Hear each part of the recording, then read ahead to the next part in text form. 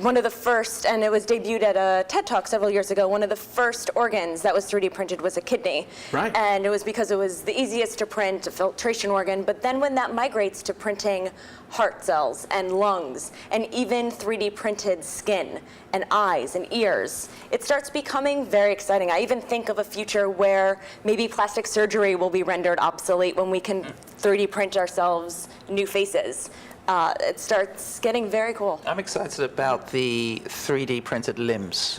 You already have American doctors flying to war zones like Somalia and printing limbs on the ground for these poor children who've been affected by the tragedy.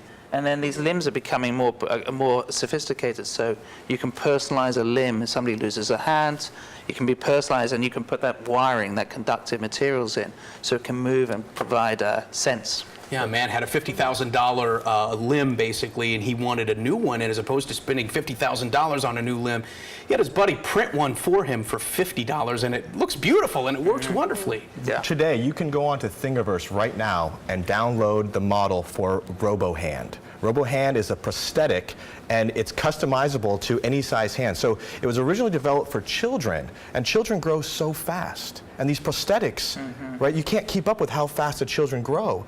And many people can't afford to provide these with the traditional methods as they would otherwise.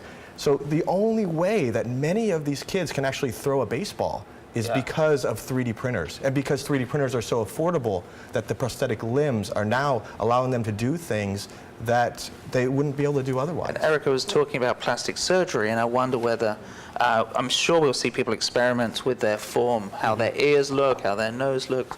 Yeah, we're going to be these cobbled together humans, and you even think if we have the ability to 3D print organs, what's that going to do for the future of organ donor lists?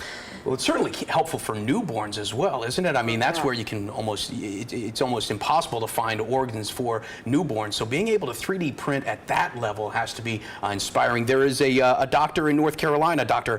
Anthony Atla, who is working on bioprinting organs. And what I thought was really cool, yes, it is actually 3D scanning a wound and then printing cells to repair that wound immediately. What does that do to the battlefield? What does that do overseas? I mean, what does it do to the sport field? So, you that's know, another great point, people repairing the cartilage, you know, in the knee. There's lots of people who have that damage from playing sports. And today, machines can begin to print that cartilage. But do you think that at some point, because these 3D printers are going to change the way that we use some of these prosthetics, do you think it's going to change maybe even the pricing of the medical field that seems to be rising out of control, right? Oh, absolutely.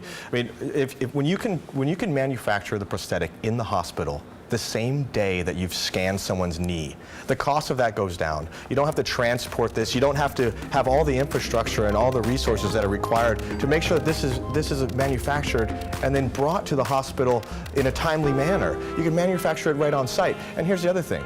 Let's say you make a mistake, right? If you make a mistake and something was manufactured in Texas, but you're in North Carolina, then you have to go through the same process again. With a 3D printer, if you make a mistake, you throw it out and make another one.